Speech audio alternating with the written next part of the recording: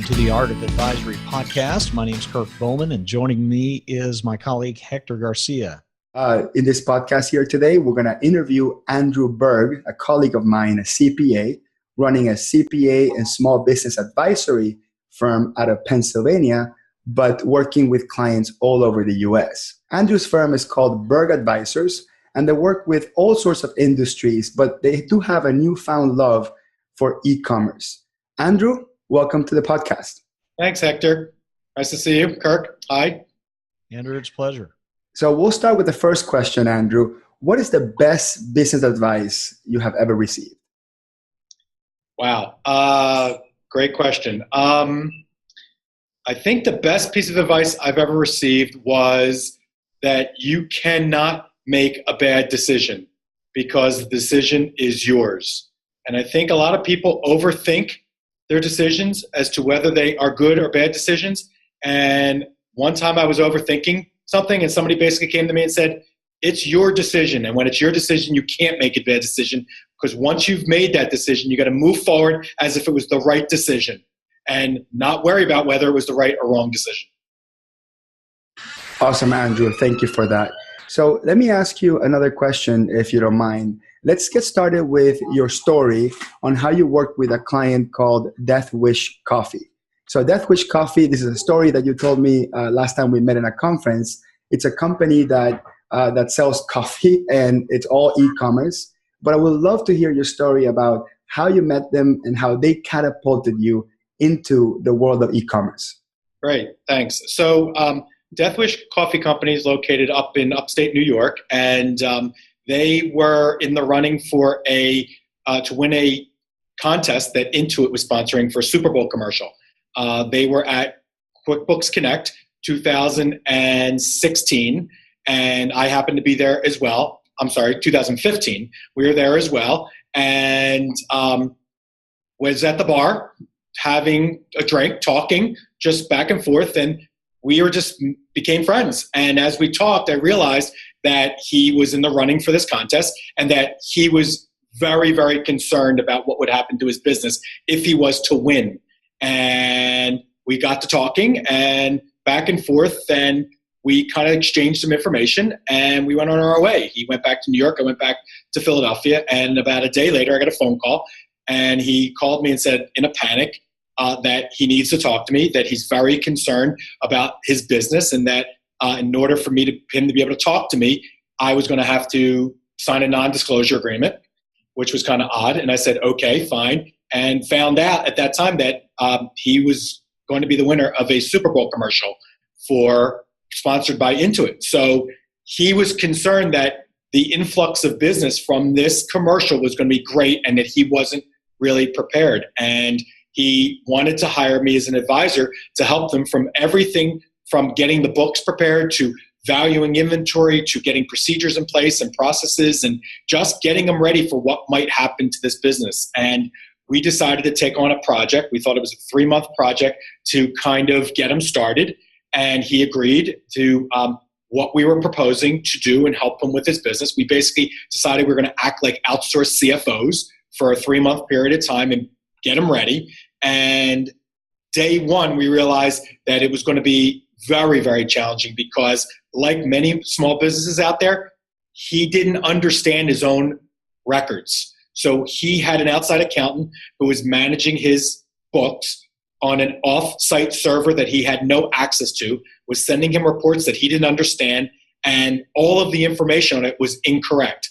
He didn't know this until I got those reports and started asking him questions, and he did not know the answers to a lot of these things. So we basically decided to reconstruct his books. We decided to take away functions that he was used to doing, like accounts payable, accounts receivable. We decided to put inventory steps in place. And instead of just doing a project to take over CFO, we actually took over the bookkeeping.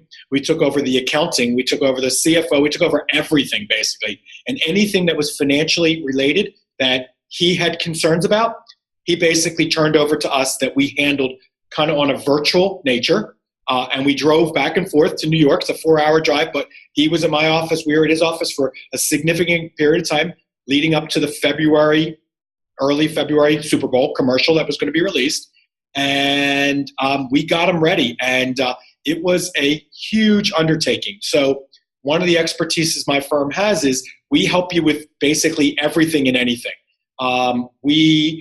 Most of it's financial related, but because we understand business, we kind of help people with all kinds of things that intertwine with what people think are financial, but aren't really. So for example, HR, and what are the policies you need to put in place now that you're going to have 30 people on staff instead of just your 4 or 5 people out of the garage? What do you need to do as far as employee manuals concerned? What do you need to do about workers' comp? What are the insurances you have to have in place? What about new marketing ideas? We literally helped him strip down the business and bring it back up within 3 months, and thankfully did, because his business has been tremendously more busy. He's grown significantly. He went from a $4 million business, and in less than a year was at a $22 million business, and doing all of his revenue. Basically, 50% of his revenue was coming from Amazon sales, and 50% is coming from his sales on his website. And we went up there, we sat with him first day, and we put a map together of how he does business. Like, where does he buy from? How does he pay those people? How does he know how to enter that into inventory? How does he figure his gross margins? And we realized very early on that the owner loved doing marketing, was a marketing genius, had an amazing product, but did not understand business and small business finances. So things such as what are your margins were a question that we had to help him develop the answer to. So we would literally sit in the back and watch his coffee be manufactured and count how many hours were being spent or minutes were spent in each process until we developed how much it cost him to make a pound of coffee, so that we knew his margin when he sold a pound of coffee. So that's how detailed we got. So we did so much for him in 3 months. And even today, this is probably 18 months later, I guess, more so, we still act as his outsourced CFO. So I speak to him once a week via video call. We talk about what's going on in his business. He asked me to take over significant challenges. So right now, we're in the middle of 4 different abnormal type projects related to the business that him and his team could not handle, that my team is taking over and handling for him. So if you don't mind, Andrew, let me unpack a little bit and rewind back, if you don't mind. I like to go back to how you landed the deal. Let's talk about that, because obviously once you build the trust and you have the client and they pay you your fee, whatever happens to be, and I'm sure Kirk would like to ask you about how you price such a thing. But I want to go back and I'm sure there's a lot other consultants and accountants in the area where the business is. You guys are 4 hours away. What do you think helped you land the deal, or how did you add value as a consultant, or how do you sell them on the fact that you could help them up front? So if you don't mind, maybe give us some secrets about what went on in that first conversation in the bar, or what led them to work with you. So I think it really, in the beginning, came down to communication and availability. We just talked to him just like a normal guy. We weren't trying to discuss it as if we were trying to land a client. In fact, we weren't even trying to land a client. We were just talking and saying how amazing his brand seemed and how interesting his business seemed, and kind of were congratulating him. And in the process of having that conversation, you could see in his facial expressions that he wasn't really comfortable. So we would take bits and pieces of that conversation and dig in a little deeper. Like, you do know your margins, right? You do know, we would ask probing questions. And I think when we started asking probing questions, but on a very friendly level, I think he realized that the support that he was getting from his current advisor was nowhere near the support that he probably needed. So I think our communication was almost like, we're just having a conversation. You want some free advice? Here's some free advice. Good luck. If you ever need to talk, please call me. And when we say that, we really mean it. We don't really mean call me and I'm going to charge you. We really mean we feel like we can help people, and we're okay with giving away some free advice because we feel like the advice we have is so good that in the back door, it might lead to business for us. So it was just a normal conversation. And then I think the piece that was the linchpin for this is that he called us on a Saturday, and I immediately got back to him on a Saturday and talked to him on his cell phone through my cell phone for over an hour on that Saturday. And I think he realized right away that not only did we have the advice that he could use, but that I was going to be as available to him as anybody was if it was right next door to him. So we broke down all the barriers and questions that somebody would have in the very, very beginning. Because I feel like all advisors out there kind of selling's really, really hard. Everybody thinks that there's, am I going to be good enough to be able to do this job? How much will they pay me? Are they going to think my service is valuable? And sometimes you almost find a way to talk yourself out of a piece of business. And I think that in the confidence of selling, what we've basically done is we've kind of gone to people and say, we don't sell anything that we don't think we can do. And if I make a promise, I'm keeping it. I'm relentless. My team is relentless. And I know we push through walls. So if I tell somebody I'm going to do it, we are going to do it. So I don't ever feel like I'm selling something I'm not going to deliver. So when I tell somebody that it's an expensive price, they are absolutely going to get value from it. And if they don't feel like they got value, along the way, I'm going to have enough conversation to make sure that they feel like they're getting the value out of it. Because I grew up in a way that I feel like I cannot provide a binder of information to somebody and tell them good luck with it and charge them a high fee without being really, really hands-on and provide the service at a very, very deep and high level in order for me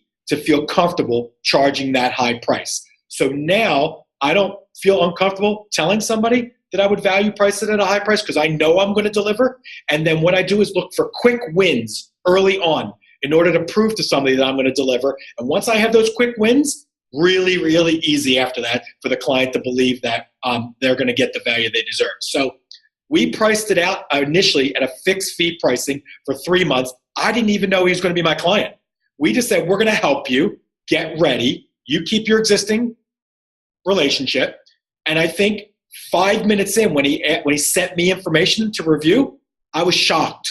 I was so blown away that somebody wouldn't know, or somebody in my profession would provide a service for a price at such a poor level. I was very, very upset and basically said to him, we're taking this on. And not only did we say we're taking it on, but for no additional cost at that time, because I had already locked myself in a fixed fee. And I said, we'll figure it out when this is all over, knowing that when he saw the value, he'd want to sign up for more. So, I think the best advice I can give out there for this value pricing piece of this puzzle is,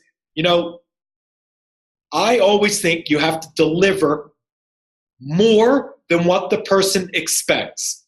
And if you don't spend time up front to figure out what the client expects, you won't know if you provided one step more than what they expected.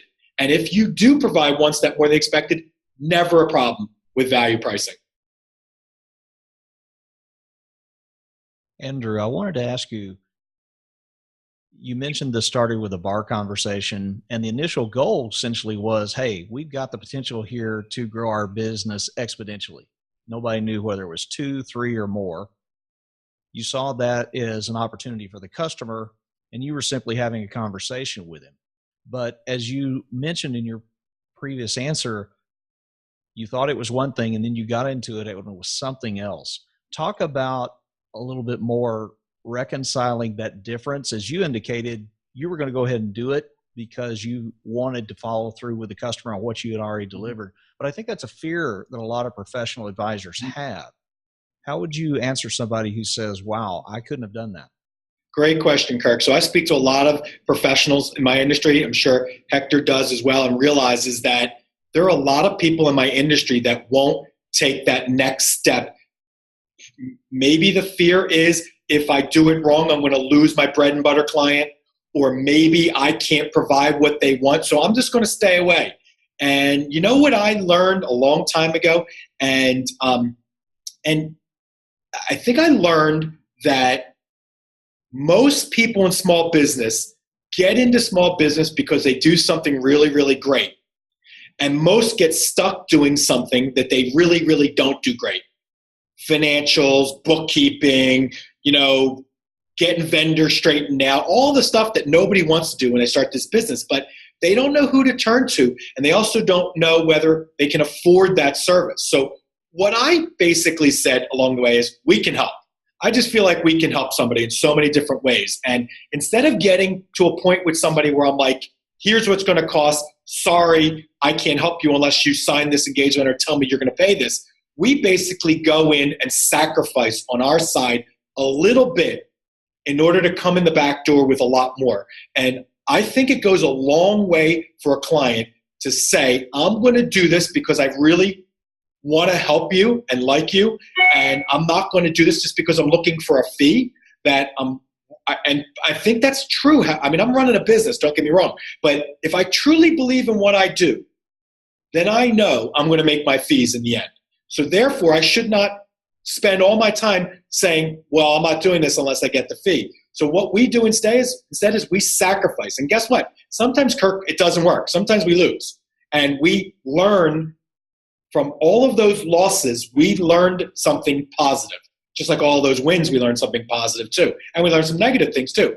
And I think that what we learned the most is sacrifice is going to result in a longer term client for us at a very high value, more so than it would be us saying, here's the price, get started. And a lot of times the clients don't even know what you're doing anyway. So you're saying, here's what I'm going to do, and they're going to sign off on the price. If they don't know what you're going to do, all they're going to think about is, I'm paying that high fee, but am I getting what I thought, what the client thinks they were getting out of the relationship? So my job is to figure out what they really want, not prove to them how good an accountant I am, because they don't know or care what I'm doing anyway. What they really want me to do is take their stuff, bring it to them, and explain to them how to use that information to be more profitable, how to be more efficient, how to make better decisions. So I spend all my time psychologically learning about my clients, their hopes, their dreams, their fears, their concerns, their everything. And we take that information along with what we do really well, and we build a customized solution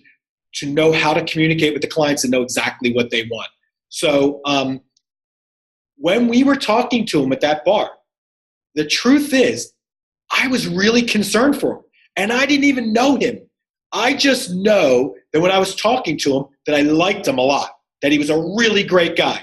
And when I heard what he's about to go through, I'm thinking, oh my God, what if something goes wrong? Some accountants might have just said, oh, well, too bad, good luck. I actually generally was concerned for him, even though I didn't know him. And I think that probably showed through in the conversation and then led to where we are today.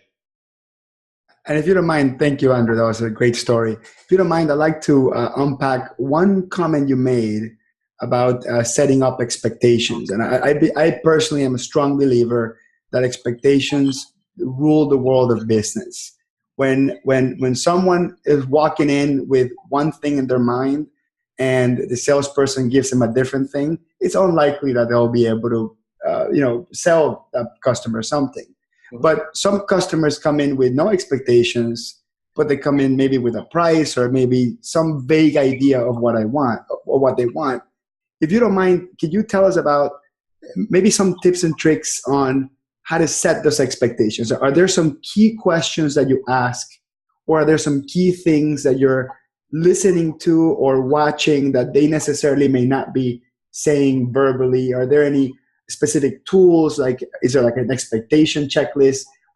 How are some of those ways that you set those expectations up front during that discovery stage of dealing with the client? So to me, the most important thing is whether they have good, clean bookkeeping that tells the story of the business on the books exactly as the business is. What that means is, if I was to pick up the books and records and I wanted to learn about the business, I would not need to ask anybody a lot of questions to learn about the business. So for example, if I was to walk into a manufacturer and they had inventory and I can see inventory, but there's no inventory in the books, I know something's wrong. So to me, it's all about having clean bookkeeping and that the story of the business is told on the books exactly the way the business is. And that, by the way, happens to include making sure you do things the right way. And a lot of times we know in small business, people don't want to do things the right way because maybe they think there's a tax advantage to it, or there's other reasons why somebody wouldn't. And I always look and say, we can worry about mitigating tax down the road, but we can never help you make the right decisions if your books don't say exactly what's going on. So to me, the number one thing is, are the books accurate and do they tell the right story? If they don't, I already know from an expectation perspective that I have to spend a lot of time getting involved to get the book straightened out. Either my staff's going to do it or their staff's going to do it. So from that perspective, there's a conversation that occurs that basically is like, okay, who's going to do this work? Because I can't do all the advisory work that you really want me to do without clean books. And how is that going to be charged and paid? That's an easy conversation usually, because that's usually an hourly rate, hour conversation, kind of like we know how many bank accounts and credit card accounts and how long that takes. And that's kind of, that along with tax is usually a pretty easy conversation to have. But for me, it's all about getting those books clean. Once I have the idea that those books are going to be clean, everything else then is all about advisory. What am I doing with this information, and what is it the client really wants with this information? And from that perspective, Hector, that's all psychological. It's all psychological in my opinion. It's all the psychology of business. Everybody who gets into business, especially entrepreneurs, have hopes, fears, dreams. Everybody has it. It's my job to figure out where they are today, where they want to be tomorrow, how quickly they want it to be there tomorrow, and be able to use the information to tell them whether or not they're on the right path or not to being able to make it. I also need to know what they fear. If I don't know what they fear, how am I going to know how to communicate with them properly? Because if they fear cash flow, then the first thing I want to know is, that's the first thing I want to make sure that they understand is what their cash flow is and how to understand cash flow when I'm not around, so that they're not fearful of making decisions because of cash. So I want to know their fears too, because from my perspective, it helps me design all of the systems and customization that happens with the client in order to just have the conversations go the way they want.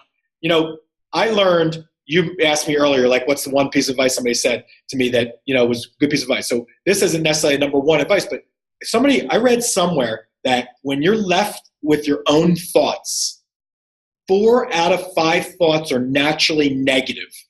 So I'm thinking about that and I'm saying, wow, so when the business owner who's all alone on an island or feels alone on the island is thinking about the business or thinking about what's going on, 4 out of 5 thoughts are negative. So what I don't want to do is add to that. The last thing I want to do is go in and provide another, because they're gone. Meaning, I start the conversation and that conversation's over in their head no matter what. So my job is to understand them and understand how to design my services so it's going to make it all positive conversations. So I look for, and I said this earlier, quick wins. That's my biggest tip, is quick wins. So what's a quick win?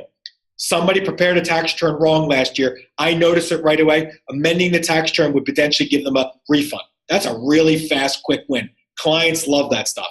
Or client needs refinancing, is having trouble getting their books and records in order, or doesn't know a relationship to get that financing. I land that, get that, help that business straight. Very, very fast, quick win. And you get those quick wins or those drops in the bucket, really, really hard for them to break those drops in the bucket quickly. So from there, it's just a building stage. At that point, it's build, build, build, build, build. And you know what? And I know, Hector, I know you're this way too a lot, because we had a lot of conversation. I know how you do your business. All of my clients are personal to me. They're all personal. When I mean personal, it's like my own money's in my pocket. It's like their money is in my pocket. And it, excuse the language, pisses me off when I see somebody who's my client being taken advantage of. And I am relentless in wanting to help that client succeed. So I treat all of my clients like I'm the owner of all these little businesses. And I tell my staff to treat them the same way. And when they do, it's so easy to help the client when you think it's your own money. So if I understand that correctly, one of those quick wins is to go through the books and potentially see some expenditures that maybe places where they're overspending. The typical accountant is really mostly concerned with making sure that those expenditures are recorded correctly or that they're going to the right category. But what you're saying is you take it one step further and you maybe do some investigative reports, say, hey, does a business this size need to spend $3,000 a month in office supplies? Is that what you're saying? Is that the type of work that you're doing? 100%, Hector. Absolutely. Find problems, but bring them a solution. So it's, why are you spending so much money for your payroll services? Why don't we talk to somebody else who I know is 50% cheaper? Or, hey, I noticed your cell phone bills are X. Are you aware that Verizon or somebody else is running a promotion now where you can get it and get it at this price? Because a lot of these business owners are so busy doing what they do, they don't know some of that outside stuff. So you're right. That's a great win. Or you bring somebody in as a relationship person that can maybe help them do what they are already needing and do it cheaper, like web hosting or marketing or anything. You know what? It's like you're running your own business, and we look at every line, and every time we see something that we think is something that's egregious, not only do we tell the client that, but we want to go in and say, here's what I think you should do. Because there's nothing worse than somebody giving somebody homework, right? I don't give them homework. What I want to do is give them homework and say, here's what I would do. And a lot of times they're like, well, can you take care of that for me? Now, most accountants will be like, wait, they want me to call and take care of that? And I'm like, yeah, I'll do it. The reason I want to do it is because it keeps putting that bond in place from an advisory perspective for a client that you just is unbreakable.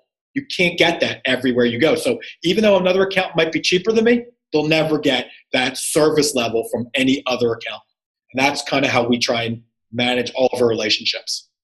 And Andrew, if I hear you correctly, you're spending quite a bit of time, let's call it off billable hours, building relationships with other service providers. Sounds to me like you actually have to go out and know a good banker, a good commercial lender, a web designer. I mean, that sounds to me that this is something that you're doing, and you're creating this sort of army of other advisors and consultants to tap into their knowledge when maybe you see something in the client's books. Maybe you're not an expert in web design or web hosting, but you can ask another advisor, hey, this guy's paying this much in web hosting and this is what they do. Is that right? Is that accurate? And then they usually will obviously welcome the lead and try to help your client. So what you're telling me is you're spending a significant amount of time outside of your standard accounting business, building relationships and learning other aspects of the business. Is that correct? Significant. It is huge. Yeah. I don't even really track my billable hours anymore because most of it is it's hard to track. So if I'm not building a relationship with somebody who I know I'm going to maybe ask my help a client of mine, what am I billing it to? So I spend a lot of time promotional, trying to understand what's out there, learning the best technologies that are available, and understand what is available, not just for me, but for my clients. So yeah, it's a scary thing. I talk to a lot of other accountants in the industry, and I tell them what they do, and some of them are like, you do what? And I don't know if I would do it any other way, to be honest with you. I love it. I think that's the way the small business owners think accounting firms are supposed to run.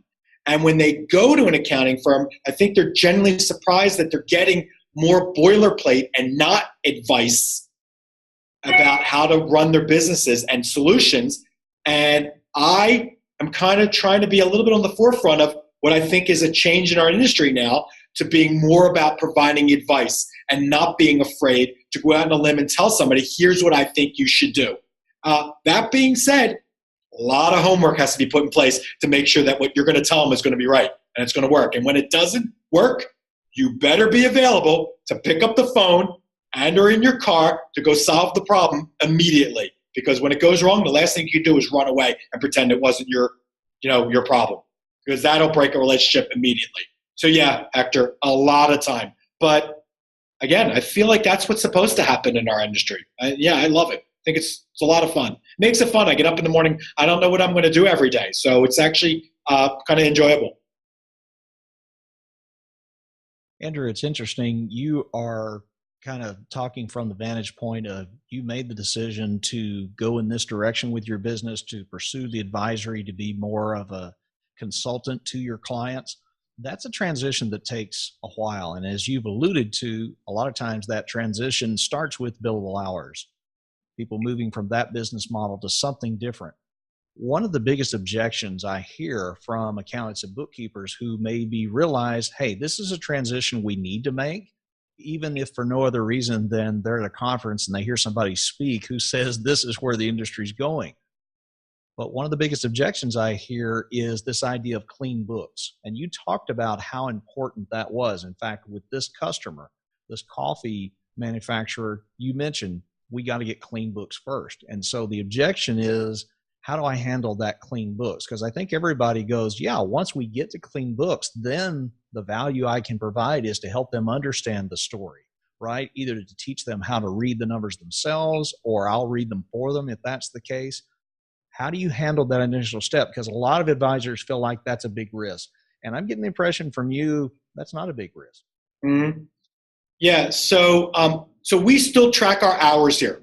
I track my hours by in my office, by staff, by client, and we only do it for the purposes of comparison to what we propose as our value billing. So we have that information available. It's not used. We do not bill any clients out on an hourly basis at all. But we use it for tracking purposes in order to update our relationships if necessary, if we start seeing things going one direction or the other. So we have that information. And what we basically do is, in that clean book stage, we have what's called, and Hector used the terminology earlier, discovery phase. So we have what we call as this discovery phase. And we tell our clients in the discovery phase, which could last anywhere from 30 to 90 days, in some cases more, we are going to be billing you in this fashion. The goal is within that discovery phase to get to a point where we know all of this is done, and then we can move on. So in that discovery phase, we are normally value billing that client, but we're tracking our hours and telling the client along the way if there's anything going askew. But honestly, I've been doing this a long time, and I feel like when you ask the right questions up front and you do enough digging in the very, very beginning of discovery phases, you can kind of guesstimate what the right price is going to be for this. So to me, sending a bill out that says, here's how many hours I worked, here's what I did, is kind of like, I don't even think the client likes it. So I try to stay away from it because I don't even want the client to get that bill in order to pick up the phone or call me and say, what was this for? So I try to stay away from it and say, you're going to have clean books. This is what the cost is going to be. This is what we're estimating the amount of hours it's going to take us, and I'll let you know along the way whether or not we're going significantly askew. If we don't go significantly askew, Kirk, we don't bill it. It is what it is. It's a promo, and we'll get it back down the road somewhere. We're not trying to get every single hour out of this. And but keep in mind, even that discovery phase, we're looking for all the, like I said to Hector earlier, all the quick hits, the quick, fast hits, and all the value type items that we can start putting in place. So believe it or not, what we have is a team of mine cleaning up the books, a team of mine looking at value, a team of mine looking at quick hits. And we're kind of like surrounding this client from all different angles, looking at them all the time within this discovery phase to try and get them up to speed as quickly as possible, all within this arrangement. Again, the number one goal is that the client thinks that they are getting amazing value for what they're paying. And it's my job, and by the way, we score it in my office. In my office, we have a client happiness meter that we keep track of, and we use that to determine whether we think that the client thinks they are happy with our service. And we use a lot of different ways to figure that out. And our job is to always make sure that the client thinks that they are getting value out of what they're paying. And I ask lots of probing questions to the clients to make sure of it. But just to get back to one other thing, I thought you were going a different direction with this question. I just want to say, so this decision we've made has come over a lot of years of doing this. I've been doing public accounting for 25 years now. And, this didn't just overnight come up and say, well, this is what we're going to do. Probably the last 10 years, I've noticed a change towards more where I am, a little bit at a time. But the big piece of the puzzle for me was I looked at when I was 32 years old, which is about 19 years from now ago, which I don't want to age myself, but it is what it is, 49. So I said that when I'm 52 years old, I want to have a place that my children, who would be getting out of college at that point in time, would say, wow, that's a place I would love to work. Not that I would ever hire them, not that they want to be in accounting, but they would even look at it and say, this is the type of place I want to work.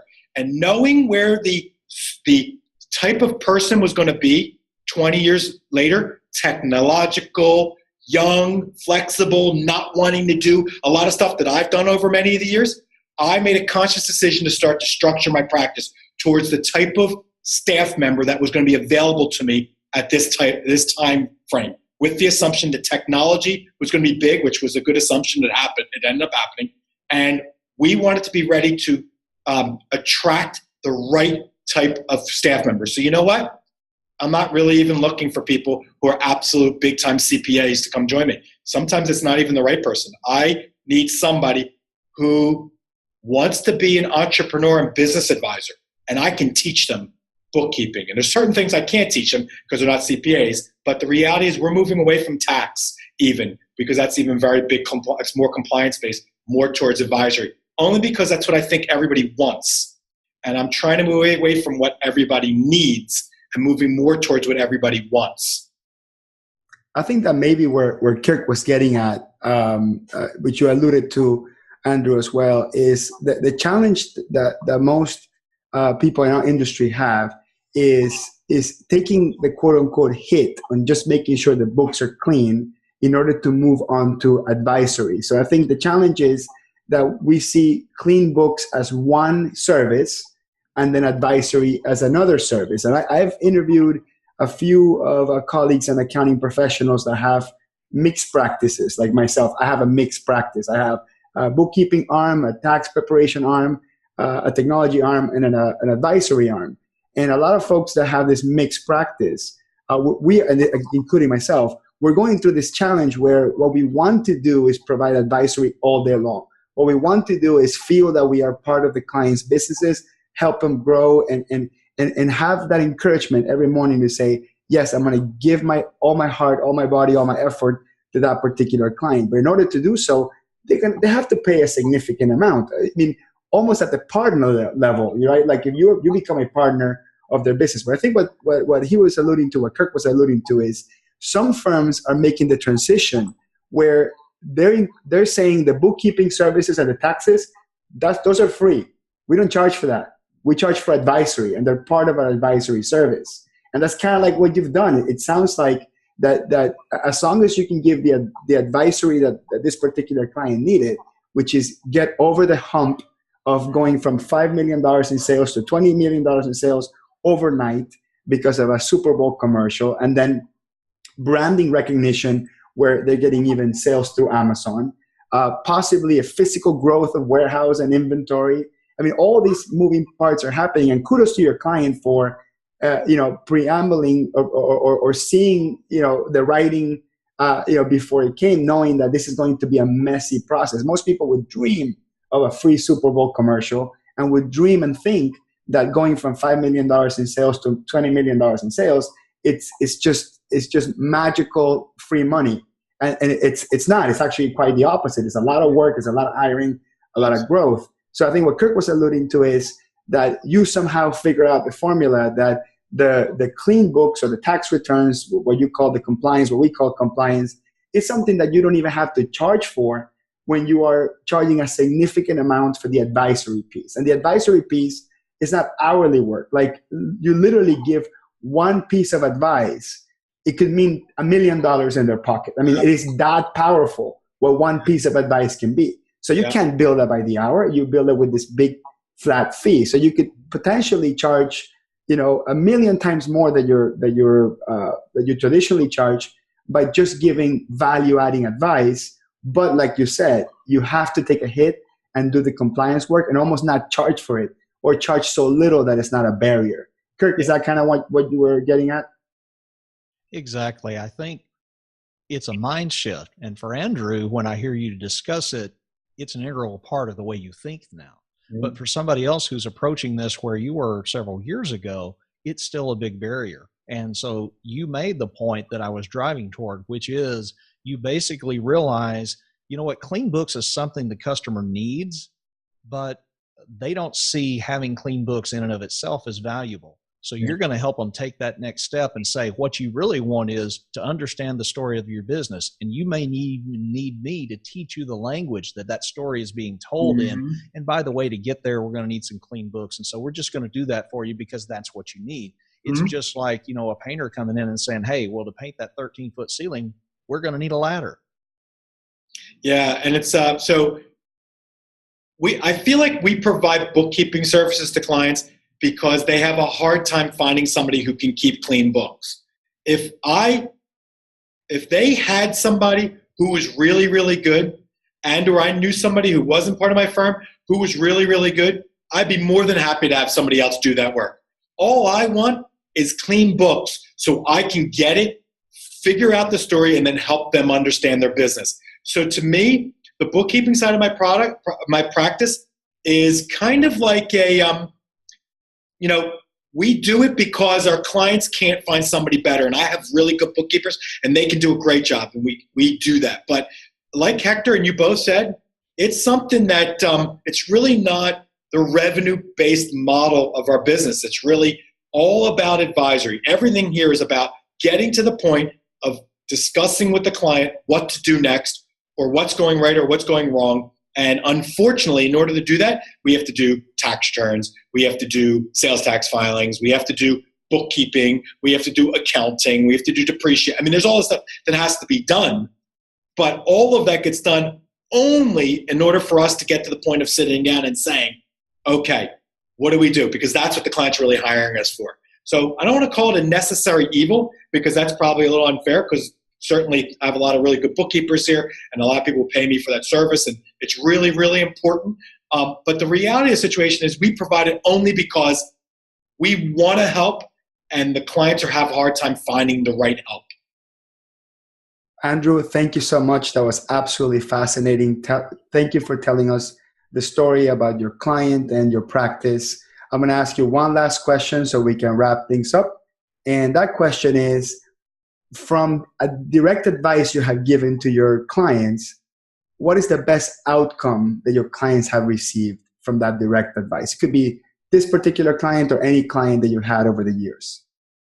So especially in businesses that buy and sell a product, the number one piece of advice I tell everybody is you got to know your margin. If you don't know your margin and you think you're going to grow your business, you could actually put the business under. So you better know your margins. And one of the best things that I found in working with some of my clients is we were able to determine that by one of our clients was outsourcing their some of their production, their manufacturing, and it was costing them $2 more per pound to have it manufactured outside as compared to bringing it in-house. And that equipment to do it in-house and people were going to be, maybe $100,000 or something like that. I forget the numbers top of my head. But the $2 savings was over 1 million pounds a year. And when I realized it was $2 a pound and realized that they were manufacturing 1 million pounds a year, that was a really easy conversation to have with the client and say, whoa, we got to bring this back in-house no matter what. So it's kind of a general thing. Know your margins. You got to know them cold. It's a pain in the ass, but people like you and me, Hector, will get under in shelves and on top of shelves and dig into machines to figure out every single penny, because it's so important to know your margins in that type of business. So that's the best advice I gave and the best outcome they have, which was a humongous savings of money. Really big. Thank you, Andrew. Kirk, any last words about this interview? I just want to point out how Andrew's taken a holistic view to his business. He didn't talk about just one part of it, the accounting or payroll or inventory or something else. He talked about it from a holistic perspective. He determined, this is how I want to run my business. This is how I want to serve my customer. What's it going to take to get there? In other words, he wasn't looking at it from a standpoint of the glass half empty. He was looking at it from the standpoint of the glass half full. And I want to specifically point out with the clean books issue, he also sees it from the glass half full perspective. And I think that's one of the biggest lessons you can take away from this interview is, how do you change your mindset so that you're taking a holistic approach and you're looking at it from a positive perspective with the customer's best interest as the paramount importance. Could I add one more thing? I just want to say one more thing, and I know, Hector, you know this. I think from a accountant's perspective, I don't want to say CPA because a lot of people in our industry now aren't CPAs, and I don't think you need to be. I think it's all about education. Educating our client ahead of time, and that does, sometimes you can't charge for that. Educating your client about it after the fact, advisory, and I think everybody, including me, I want to learn something new every day. It's all about education. And once you realize that when your clients are listening to you in the education in the beginning, proactively, and education in the end, I think it's really easy to figure out how to charge people. People don't mind paying when they feel like they're getting value and they're being educated. So we've made a conscious decision to be educators, Kirk, is what we've done. We are educating our clients one step at a time how to be better business people. That's basically the best way I could say it. That's amazing. I agree 100%. Andrew, thank you very much for joining. And Kirk, it's a pleasure as always. Thanks, guys. Appreciate it. Good to talk to you. Take care, Andrew. See you, Hector. Thanks. Bye.